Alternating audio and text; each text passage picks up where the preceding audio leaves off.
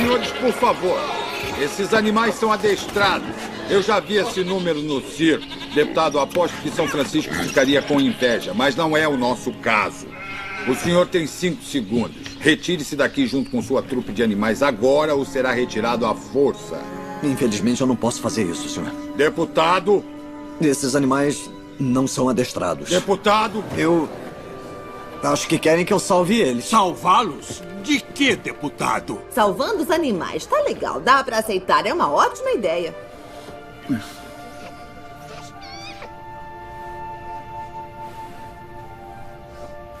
O dilúvio. Dilúvio? Pirou de vez. O dilúvio. Esse foi o verão mais seco já registrado e diz que teremos um dilúvio. Quando será isso? 22 de setembro, ao meio-dia. Assim foi anunciado. Posso saber quem lhe disse isso?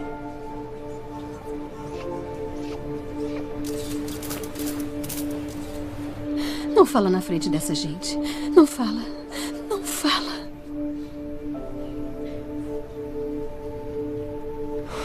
Deus.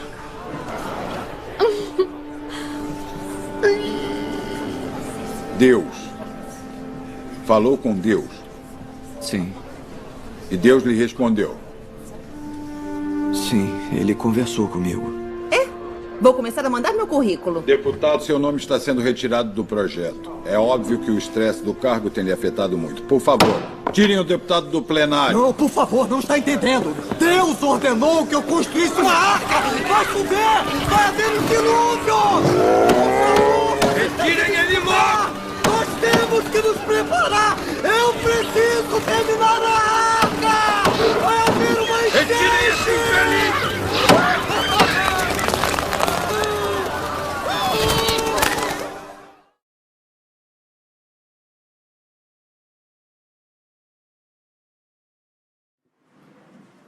Boa noite. Que bom que vocês estão aqui, sinal que vocês não têm medo de frio. Amém? Porque me parece que vai esfriar mais, gente. Tem gente que gosta de frio mesmo, viu? Tem gente que não falou amém, não. Não amém, tá vendo? Quem não gosta de frio. Que bom estarmos juntos aqui. Eu queria pedir um favor para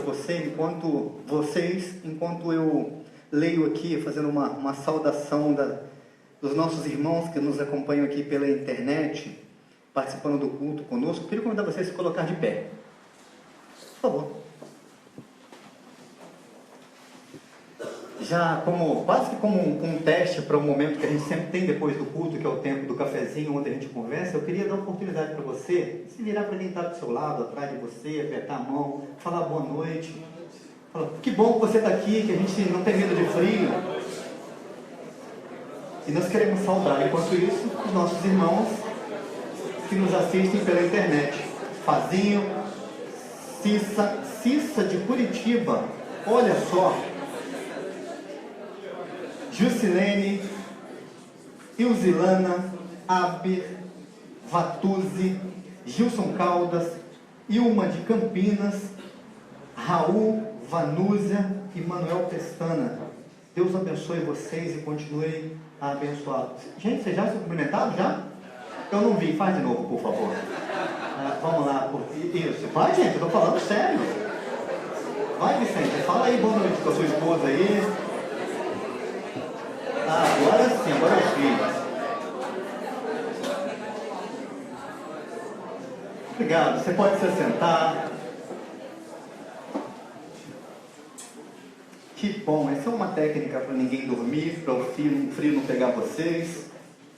Pelo tempo que a gente vai ter agora também de meditação na palavra do Senhor. Bom, como já é do conhecimento da igreja, nós trabalhamos aqui os nossos sermões a partir de algumas séries. E geralmente algumas séries temáticas, de alguns assuntos que nós tratamos e precisamos tratar com a igreja. Nesse segundo semestre a gente vai fazer um pouquinho diferente, embora seja uma série só. Ok? As séries, ou a série daqui até o final do ano, é uma série sobre personagens bíblicos. Cada mês um personagem bíblico. Só para já ficar bom aí, mês que vem vai ser uma mulher. Então, para este mês, Noé.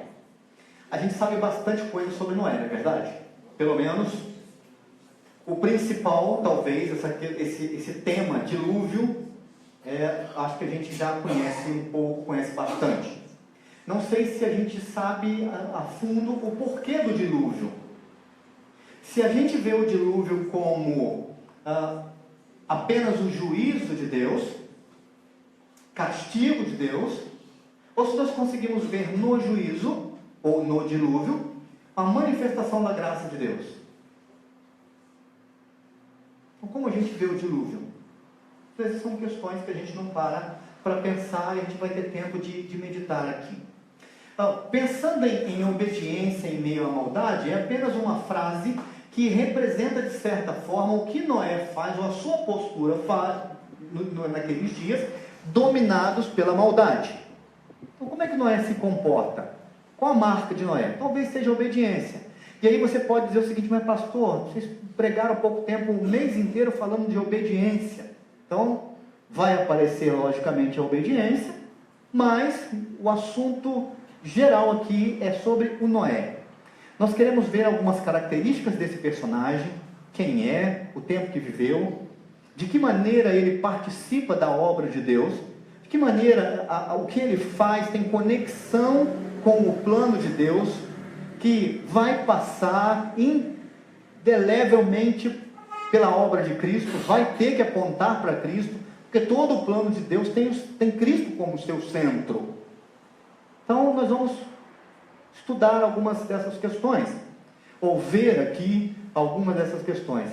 Uma tentativa de já mostrar para você o que será a divisão, por onde passaremos durante todo esse mês.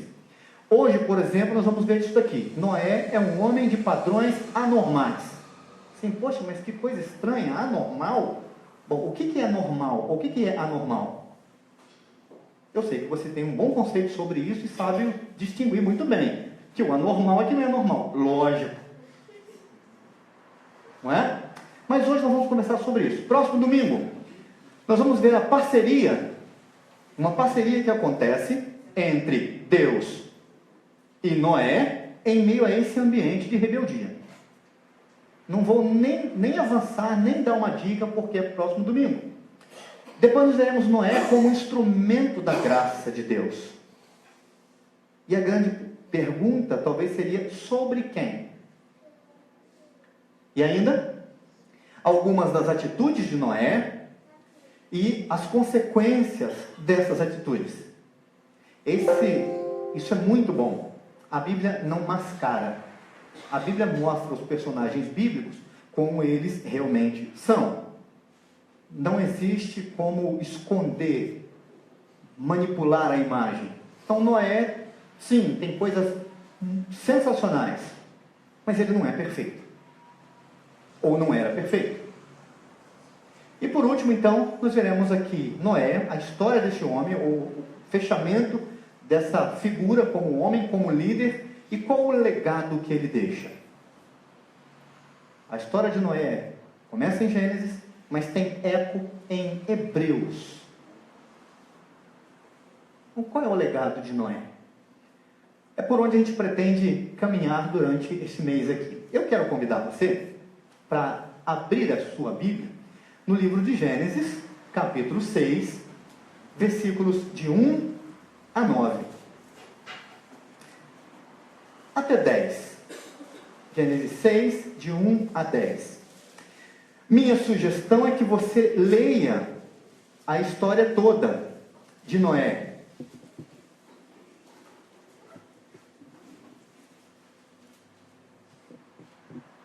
Leia, até porque boa parte de vocês vão participar aí dos grupos de crescimento, vão conversar bastante sobre Noé e sobre toda essa história. Portanto, tudo aquilo que será pregado aqui vai ficar aí entre o capítulo 6 ao capítulo 9, 10 de Gênesis. Então você pode ler em casa para você já se familiarizar com os detalhes da história. Gênesis 6, de 1 a 9, mesmo assentados, eu convido você a participar dessa leitura que eu passo a fazer agora. Diz assim: Como se foram multiplicando os homens na terra, eles nasceram filhas, vendo os filhos de Deus que as filhas dos homens eram formosas, tomaram para si mulheres, as que entre todas mais lhe agradaram. Deixa eu ir dando algumas dicas para vocês a respeito desta leitura e de algumas expressões que aparecem no texto já de uma vez.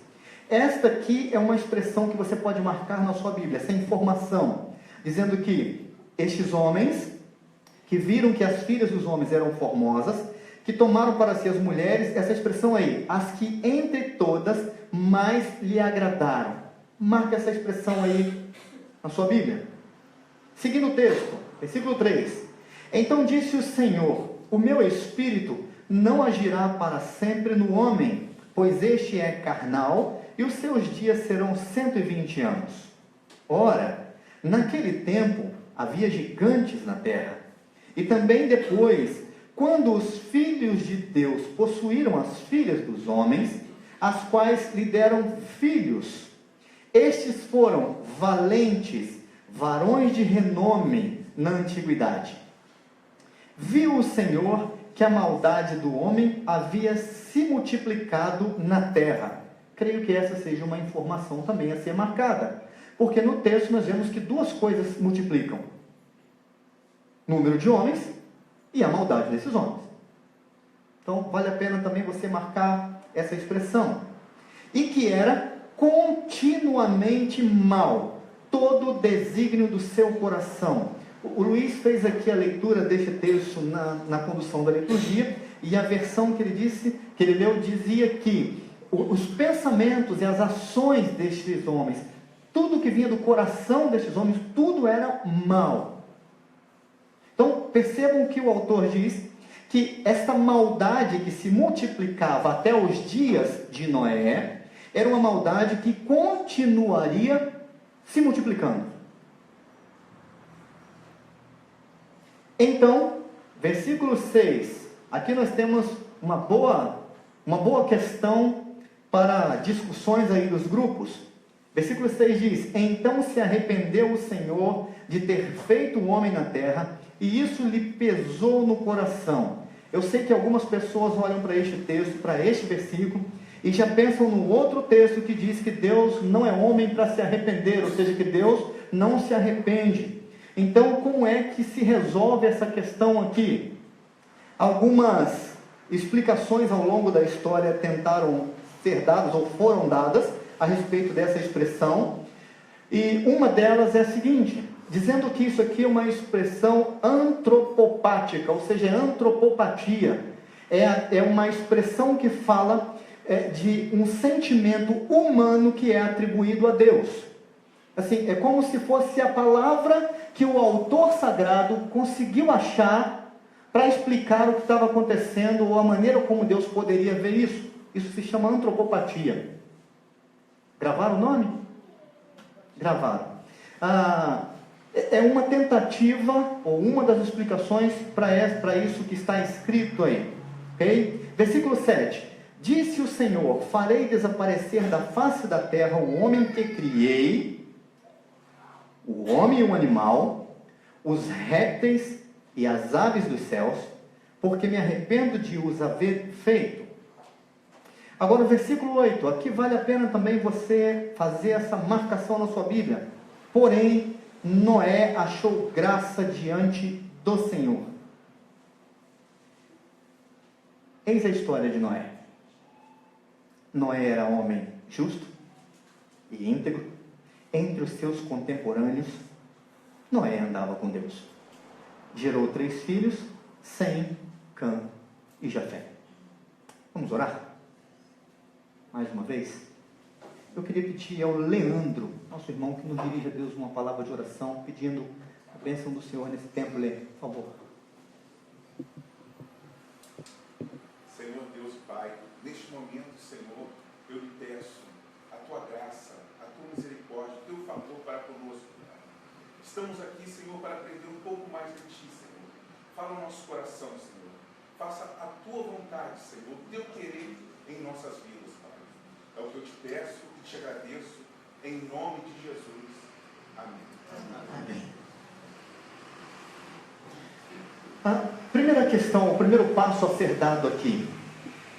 Por que ou como, acho que como é melhor, como esse texto dessa narrativa do dilúvio se encaixa no livro de Gênesis? Por que esse texto está colocado aqui? Qual é a função dele nessa história? Em primeiro lugar, aqui continua a narrativa da degradação, da decadência da raça humana. O homem começa muito bem por ter sido criação de Deus, mas ele vai de mal a pior. O que nós vamos ver, e voltando aí às páginas da Bíblia, apenas para a gente recordar, nós vemos que logo no capítulo 3 nós temos a desobediência de Adão e Eva. Capítulo 4 nós temos Abel e Caim, e Abel e o Caim novamente pisa na bola. Aí continua a decadência. Nós vemos no finalzinho do capítulo 4 os descendentes de Caim. E tem uma história muito, muito interessante dentre os descendentes de Caim. Nessa descendência, nós descobrimos que um dos descendentes de Caim, se chama Lameque. Certo? Ou não? Certo. E cuidado, por favor, com a confusão. Qual confusão? No capítulo 5, nós vemos a genealogia ou os descendentes de Adão. E você vai achar também nos descendentes de Adão outro Lameque. Na verdade, Noé é filho de um Lameque. Mas são dois diferentes, por favor. Isso é muito importante ser guardado. Okay? Então, quando nós lemos aqui na genealogia ou nos descendentes de Caim, nós ouvimos, a partir daí do narrador, ele dizendo, versículo 17 do capítulo 4, e coabitou Caim com sua mulher, ela concebeu e deu à luz a Enoque. É um outro também, porque lá nos descendentes de Adão, nós vamos encontrar outra Enoque. É preciso ler tudo ou você vai ter que ler em casa?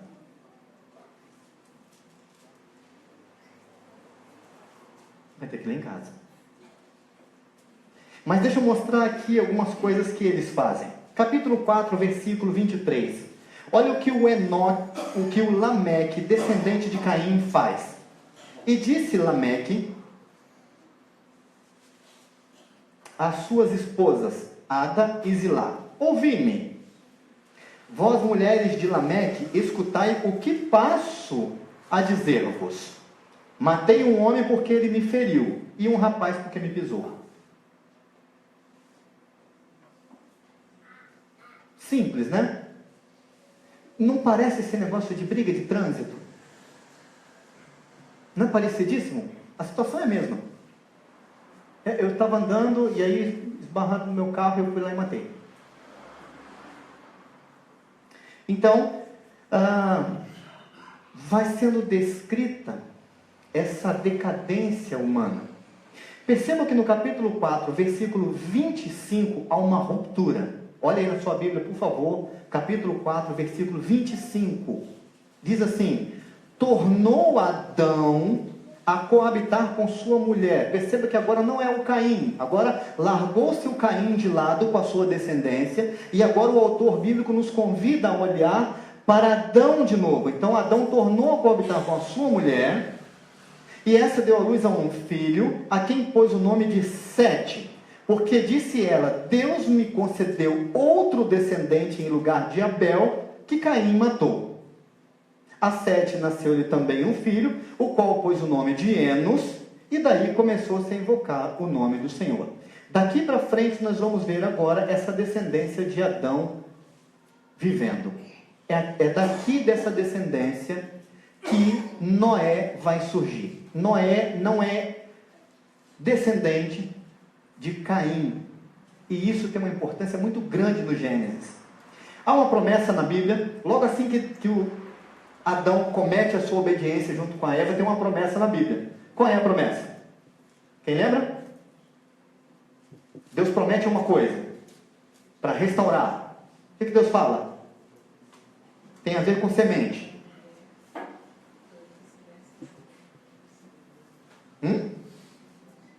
É isso?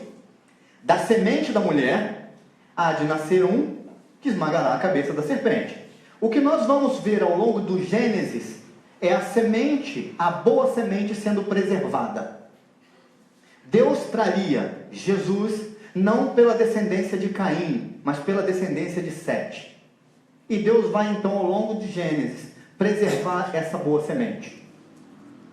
Lá em Isaías capítulo 6 a gente vê algo muito parecido, e há quem atribua aquela semente da qual o autor fala. Quando Isaías tem aquele encontro com Deus, aquela visão no templo, e Deus fala com ele, que ele estava o chamando, e ele então diz: olha, eis-me a mim, eis-me aqui, envia-me a mim, como é que vai ser? E Deus fala com ele. E aí ele pergunta para Deus: mas até quando, Senhor? E Deus fala algo parecido com: até que não sobre nada, que as casas estejam derrubadas, que as plantações estejam destruídas, mas vai ficar uma santa semente. Ou seja, os autores bíblicos entendem, e pela ação de Deus, e pelo Espírito Santo de Deus, que há uma boa semente sendo preservada. Então, em meio a essa decadência humana que o livro de Gênesis está nos trazendo, e aqui no capítulo 6, nós vamos perceber essa ação de Deus para que esta boa semente seja preservada. Ainda, nós vemos aqui nesse texto, por que ele está aqui, nós vemos a insistência humana em ser autônomo. Perceba bem o seguinte: quando eu pedi para vocês marcarem aqui a expressão no que fala da escolha dos homens, quando eles passaram a escolher, versículo 2 do capítulo 6, os homens, vendo que as filhas eram formosas, tomaram para si mulheres, as que entre todas mais lhe agradavam. O que está em jogo aqui? Bom, você já sabe, você membro da Igreja Presbiteriana Casa de Pedra, já sabe que o autor do livro de Gênesis, quando ele termina de escrever toda essa parte aqui, além dos outros livros até o Deuteronômio, o seu primeiro leitor é um Israel já formado, nação. Já é um Israel povo. Ele já tem leis, ele já tem normas, ele já tem uma caminhada com Deus, porque é o Israel que saiu do Egito. Então, o leitor que está lendo esse texto, ou que leu esse texto pela primeira vez, ele sabe que os homens de determinado povo, ou seja, de Israel, deveriam se casar não com as mulheres que eles quisessem escolher, mas com as mulheres que fizessem parte do seu próprio povo. Então, quando eles leem isso daqui, isso é um absurdo. É um absurdo para eles que leem esse texto. É inadmissível, é contra a lei. É por isso que Noé chama tanto a atenção, e vai chamar tanto a atenção, deste leitor. Porque ele olha para Noé e vê em Noé um protótipo de um israelita perfeito. É assim que deveria ser um israelita. Íntegro, justo e que ande com Deus. Por isso, ao ler esse texto aqui e vendo que os homens viviam desse jeito, a ponto de Deus olhar e dizer: olha, me arrependo de ter feito homem e vou destruir tudo, e muito provavelmente, ou uma das possibilidades deste leitor, está com esse texto lendo pela primeira vez, seja num dos exílios. E ainda, com certeza, num exílio eles tinham esse texto nas mãos, ou pelo menos essa história na sua mente. E o que vem em mente? Deus está executando o juízo de novo. E muito provavelmente, nesses tempos de exílio, o que tinha acontecido? Eles tinham se casado com outras mulheres de outros povos, assim como nós vemos em Neemias capítulo 13. Ou seja, olhar para isso e perceber que o juízo de Deus veio por causa da decadência humana, por causa da desobediência, para o leitor bíblico que lê esse texto, olhando para a sua própria história, eles têm lições preciosas para aprender. Até porque, pensando que em meio a todos esses que estão corrompidos aqui, existe um que chama a atenção. E pense bem, o leitor deve olhar para esse texto e pensar: será que seria eu, um destes homens para quem o Senhor olha e resolve derramar da sua graça?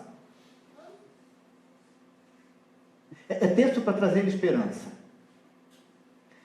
Seguindo, pensando nesse israelita, ele tem que ler essa história. surge uma geração curiosa no texto que nós lemos. Gigantes que se casam com as mulheres, os filhos de Deus. É a mesma expressão dos filhos de Deus que está lá em Jó. Quando Jó um dia, no texto de Jó, conta que um dia em que os filhos de Deus se apresentaram diante de Deus, veio também o diabo. É a mesma expressão. São os mesmos filhos de Deus. Quem é essa turma? Aí as teorias são diversas, até que sejam os próprios anjos.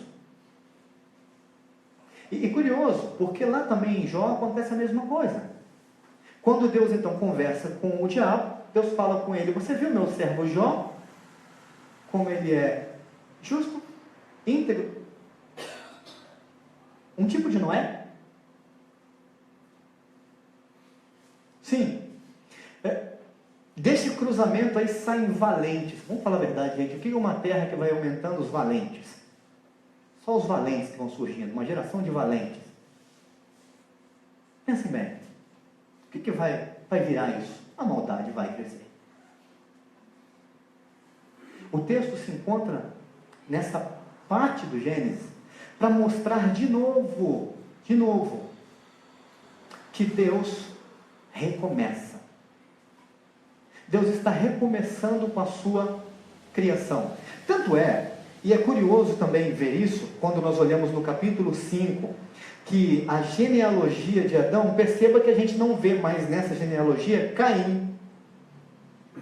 É como se agora, a partir de 7, a história começa a ser recontada. O apóstolo Pedro, quando escreve uma de suas cartas, ele diz que o dilúvio é comparado, ele representa de certa forma um batismo, onde pelas águas do dilúvio Deus lavou a terra da sua imundícia, do seu pecado. Então o próprio apóstolo Pedro entende que em meio ao juízo de Deus trazido sobre a terra nesses tempos, há a graça, a ação restauradora de Deus para resgatar a sua criação perdida, que cada vez mais anda para longe de Deus. É por isso que o texto então nos mostra de certa forma que Deus vai reconstruir, ou vai construir um recomeço. Mas a decadência continua. E logo no capítulo 11, depois que se passa o dilúvio, depois que a gente conta as gerações de Noé, o que acontece? Capítulo 11, Torre de Babel. E na Torre de Babel, o que eles querem? Eles querem ser famosos. Deus manda que eles se espalhem por toda a terra, que é o que ele tinha já dito para Adão: povoar a terra, multiplicar. Deus fala para os descendentes de Noé, no capítulo 9, encher a terra, multiplicar a terra. No capítulo 11, eles querem o quê? Vamos ficar quietinho aqui no nosso cantinho, a gente não precisa ser espalhado por parte nenhuma da terra. Ou seja, Deus manda a gente ir para cá, mas a gente resolve vir para cá. De novo, a tentativa, essa necessidade humana de andar sozinho. E aqui aparece então a primeira menção da graça de Deus. A primeira vez que essa palavra aparece, quando nós lemos no versículo 8 que Noé achou graça diante do Senhor. Duas interpretações também para este versículo 8. Porque, no primeiro momento, parece o seguinte: parece que Deus olha para Noé e fala assim: tem graça nesse rapaz. Eu vejo graça em você. E tem pessoas que realmente, ao longo da história da interpretação bíblica, olharam para este texto assim. No entanto, a graça ela vem sempre de Deus. Deus resolve, para preservar a semente da mulher, escolher este Noé. Aliás, integridade e justiça são atributos comunicáveis de Deus. É algo de Deus que ele comunica, que ele coloca na vida de Noé. Deus preserva Noé sendo uma pessoa íntegra e justa no meio dos seus contemporâneos, claro. Noé é obediente, claro. Deus vê tudo isso, sim. Agora, perceba o seguinte e guarde isso, por favor. Deus não derrama graça sobre a vida de Noé como uma retribuição por ser ele íntegro e justo. Não é isso. Porque se fosse assim, o nome não seria graça.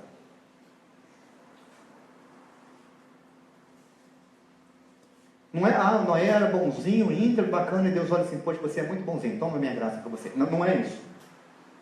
Deus resolve dar graça primeiro.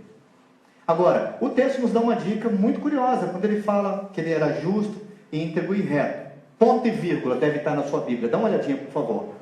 Muito provavelmente tem um ponto e vírgula aí. O que isso significa? É como se depois de falar isso, ele fala assim, em resumo, em suma, Noé andava com Deus.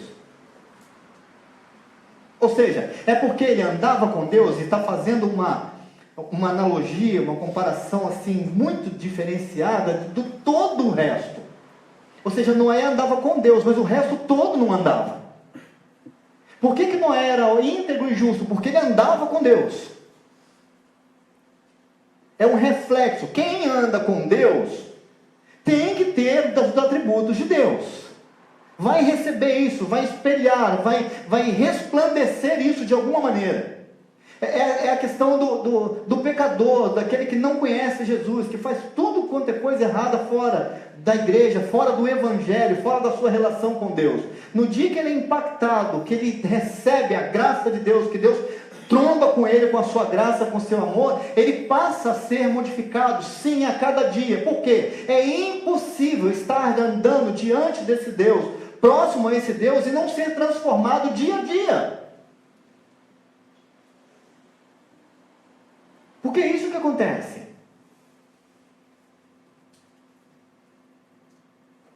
Bom, sendo assim, quem é esse Noé? Eu já falei algumas coisas, serve para a gente apenas gravar aqui. Já disse que ele é descendência de Adão, só não disse, disse sim, que ele é filho de Lameque. Ele é neto de Metusalém e bisneto de Enoque. Por que eu resolvi colocar esse bisneto de Enoque aqui, gente? Essa semana o Natan me perguntou quem era o meu bisavô. Eu falei, não sei. Não lembro, eu lembro do meu avô. Não, perdão, ele me perguntou que era meu tataravô. Eu falei, não sei, meu bisavô eu sei, morreu com 101 anos. Mas o meu tataravô não sei. Qual a importância do bisavô do Enoque? Quando a gente olha lá em Hebreus, capítulo 11, nós vamos ver que na abertura da galeria, no Hall da Fama, os heróis da fé, tem lá 3 personagens: Abel, Enoque e Noé. Esses 3 personagens abrem a galeria dos heróis da fé. O Enoque, segundo o texto de Gênesis, ele também andou com Deus. O Noé, seu bisneto, também andou com Deus. Os dois vão parar no Hall da Fama dos heróis da fé.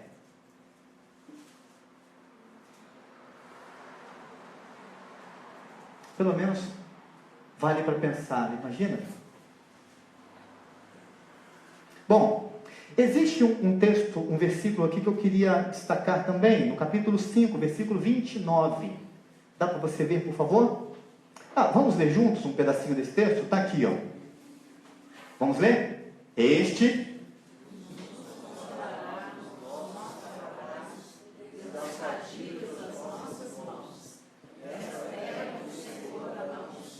O pessoal que está na internet precisa de ouvir a gente ler isso mais alto um pouquinho. Então vamos lá de novo. Este nos consolará dos nossos trabalhos e das fadigas das nossas mãos, nessa terra que o Senhor amaldiçoou. Percebam, isto é o que Lameque fala de Noé, a expectativa do pai para o filho. Pôs ele o nome de Noé, dizendo: este nos consolará dos nossos trabalhos. Olha a expectativa deste pai.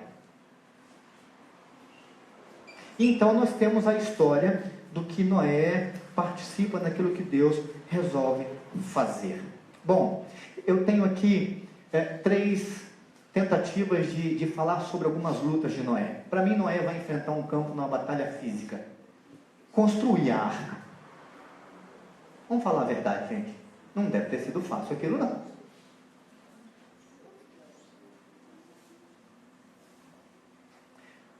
Acredito que que em meio à sua sociedade, imagina Noé conversando com a turma, construindo a barca gigante, e a turma chegando e perguntando: o que é isso, Noé? Uma arca. Para quê?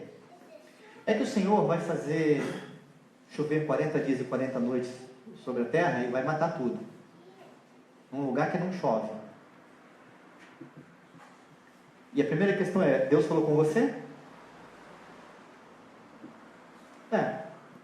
E quem vai sobreviver a isso?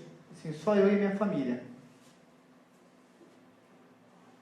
Pensa nele indo no mercado, se tivesse. Naquela comunidade onde todo mundo se conhecia, lá vai o escolhido,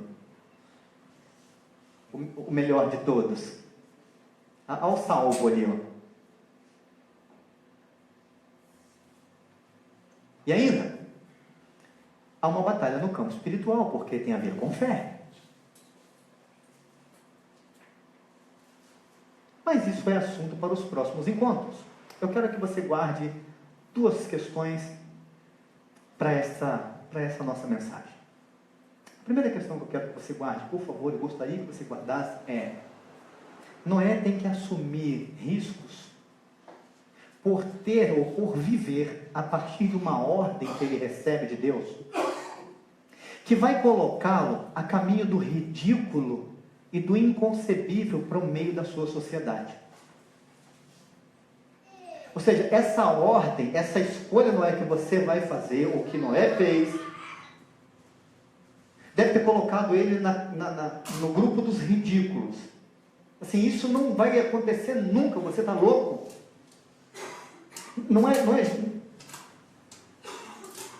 Isso é insano, não é? Você pensar desse jeito. E vamos falar a verdade? Isso aconteceu de novo com o próprio Cristo. Foi ridicularizado porque resolveu obedecer a ordem do Pai. Aliás, o próprio Cristo fala com seus discípulos certa vez o seguinte: bem-aventurados sois, quando por minha causa, pelo meu nome, vocês forem injuriados, arrastados pelas cidades, açoitados, ou seja, vocês serão felizes de fato quando vocês passarem por essas coisas. E o próprio Cristo, quando estava na cruz do Calvário, nós sabemos de tudo que ele passou, a ponto de colocarem uma placa, sua cruz, dizendo: este é Jesus Cristo, Rei dos Judeus, ridicularizando Cristo. Noé assume isso. Assume essa condição por receber a ordem de Deus e aceitar pagar o preço. Queridos, quantas ordens nós poderíamos listar na Bíblia que nós consideramos ordens de Deus para nós? Quantas ordens dessas não nos coloca em condições assim estranhas no meio de uma sociedade corrupta? Quando Deus manda a gente andar certo, ser justos, sermos íntegros, e as pessoas dizerem assim: não faz isso, ninguém faz isso mais. Não é? A gente passa a ser os ogros da história. Ou seja, os errados é quem tenta ser íntegro, quem tenta ser justo, quem tenta viver bem, quem tenta viver da maneira correta. E às vezes, em nome disso, e para não nos submetermos a isso, a gente resolve desobedecer. E opta por desobedecer. Então eu queria que você guardasse isso.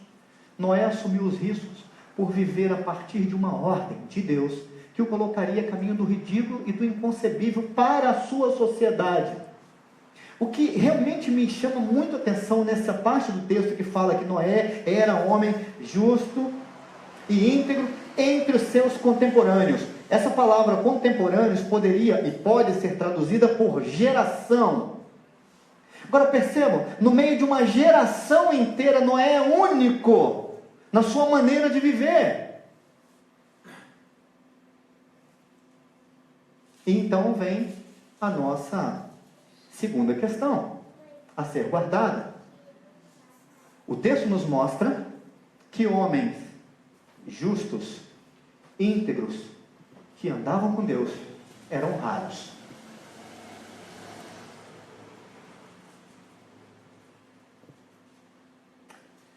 Aliás, homens justos e íntegros que andam com Deus são raros de se encontrar em qualquer geração. Há um ditado popular, né, que diz: diga-me com quem andas e... É assim mesmo. No caso de Noé, parece ser, não é? Noé andava com Deus, era íntegro e justo. Parece que para Noé o dito popular faz sentido. Então, diga-me quem andas, Noé, e direi quem tu és. Em meio a uma geração reprovada por Deus, Noé se destaca por ser diferente dos demais, o que não deixa de ser visto por Deus. Isso a gente precisa de anotar também. Deus vê. Capítulo 6, nós vemos lá: viu Deus a terra. Deus sempre vê. Capítulo 6, versículo 5: viu o Senhor que a maldade aumentava. Versículo 12: viu Deus a terra. Ou seja, Deus sempre vê. Sempre vê. E Deus viu que este homem, alvo da sua graça, seria seu parceiro numa obra grandiosa. Deus resolve fazer, ou seja, em Gênesis, Deus é o autor de tudo. Ele vai fazer. O interessante é que aquilo que Deus faz, ou para aquilo que Ele resolve fazer, Ele resolve fazer através de pessoas. Deus não poderia resolver o problema da maldade humana sozinho, sem Noé? Poderia. Creio que Ele poderia. Mas Ele resolveu fazer através de Noé. Deus pode fazer uma revolução na vida dessa cidade? Pode. Mas Ele talvez tenha resolvido fazer isso através da igreja. Deus pode fazer algo extraordinário na vida desta igreja? Pode. Mas Ele resolveu fazer através de cada um dos seus membros. Porque Deus resolveu usar gente. E aí, o que a gente faz com isso? Porque a princípio, a maldade continua aumentando. Uma das frases que eu tenho escutado e repetido é essa a respeito da nossa política. Quando a gente para e vê que, bom, quem é que está no poder? Ah, é fulano de tal. Então, vamos derrubar o fulano de tal. Tá, e se ele for derrubado, quem é que vai entrar? Ah, vamos olhar na lista. E é o fulano.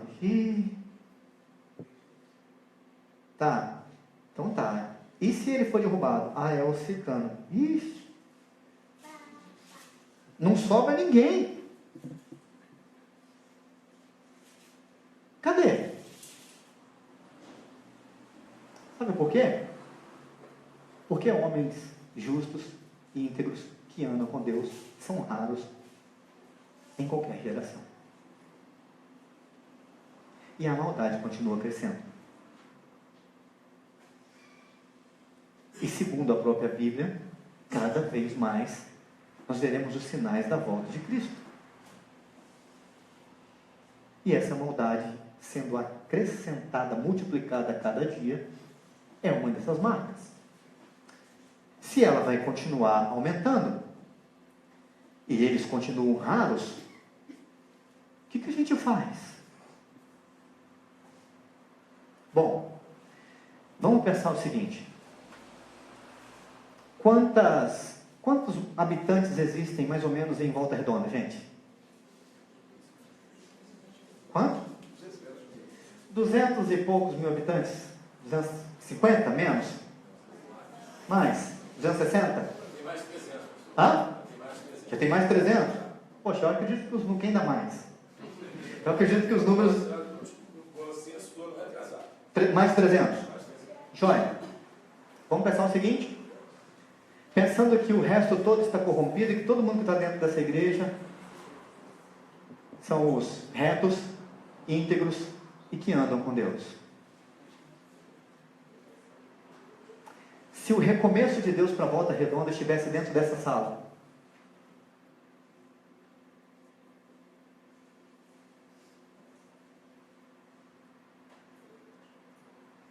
Por quê? Porque Deus continua vendo. Ele sabe quem são os justos, quem são os ímpios e quem ainda procura andar com Ele. E Ele vê quem está fazendo isso. Também vê quem não está fazendo. E então, eu olho para este relato de Noé e pensando que se Noé for um instrumento de Deus para um recomeço da sua criação, para o resgate da sua criação, Deus fez isso novamente na Bíblia quando trouxe Jesus Cristo a esta terra. Aliás, existem outros relatos de juízo de Deus, quando Deus trouxe juízo sobre o seu povo. A gente vai falar sobre isso também, outros momentos de juízo de Deus. Mas fato é que Deus fez isso novamente em Jesus Cristo. Para quê? Para que a criação pudesse ser restaurada, ser trazida para perto de Deus novamente. Deus fez isso e é uma promessa dele para Ele fazer isso de novo, que ainda está por vir mais um juízo e novamente Deus recomeçará a sua criação. Só vai fazer isso de uma vez por todas. E nós cantamos hoje aqui que nós aguardamos isso, nós queremos isso. Essa semana eu estava conversando com o Rogério quando estávamos estudando o texto. E o Rogério, num momento, ele falou assim: pastor, diante de tanta maldade, diante de tanta coisa que acontece, por que Deus não destrói a terra de novo? Eu falei assim: porque Ele prometeu que não vai.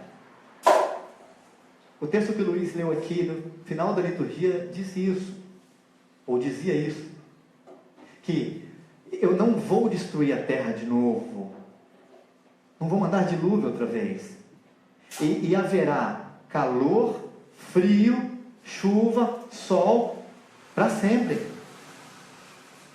E aí, quando nós saímos de casa, e tendo tudo isso em mente, do sermão de agora, saindo de casa, e até mesmo de manhã, quando percebeu-se que a temperatura estava caindo, eu falei: que coisa maravilhosa,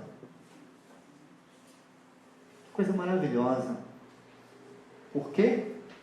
Porque saindo o calor e entrando o frio, e a natureza sendo mudada desse jeito de temperatura, é prova de que Deus está cumprindo em nós, nos nossos dias, o que Ele falou que ia fazer.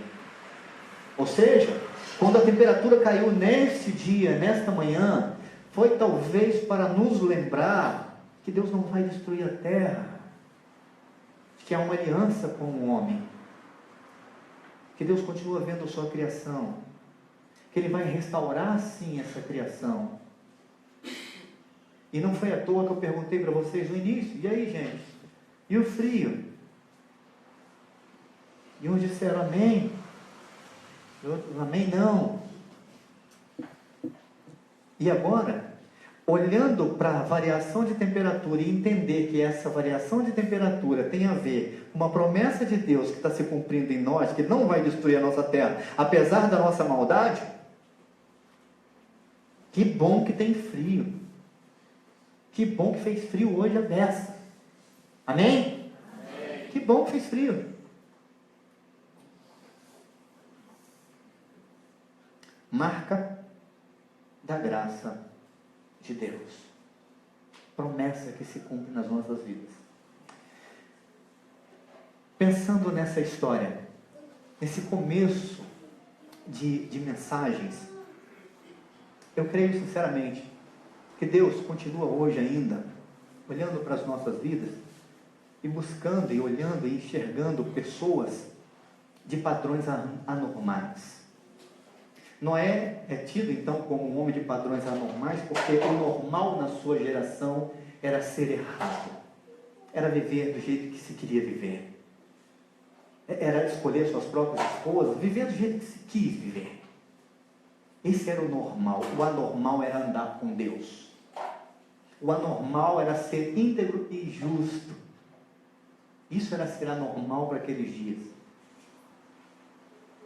Então eu acredito que Deus continua olhando e procurando em meio a uma geração decaída, cheia de maldade, dominada pelo mal, olhando para isso que se diz, que se parece com a normalidade dos nossos dias, Deus ainda olha e busca gente anormal para trabalhar, para restaurar a sua criação. Eu queria orar com você. Queria convidar você para fechar os seus olhos, para a gente pensar um pouquinho, talvez, nessa nossa vida. E quantas vezes nós somos desafiados a andarmos como o mundo quer que a gente ande, como às vezes tem sido difícil ser fiel a Deus nesses dias. Eu queria que você procurasse aí na sua lembrança, na sua memória, alguma situação em que você, como cristão, tenha sido colocado à prova, onde a sua fidelidade a Deus pode ter sido balançada, seja no seu trabalho, seja na sua casa, no seu relacionamento com a sua esposa, com o seu marido, com seus filhos. O quanto tem sido difícil viver segundo os padrões de Deus. Nós somos convidados para olharmos para Noé, mas somos convidados para olharmos para Cristo também. Eu queria convidar você para orarmos, para que Deus nos ajude, nos dê forças.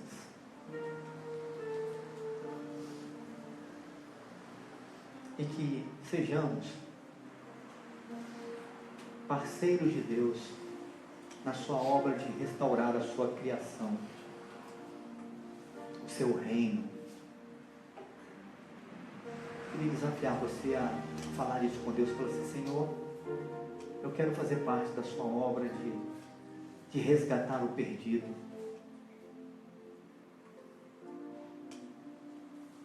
Me faça íntegro, inteiro aos teus olhos.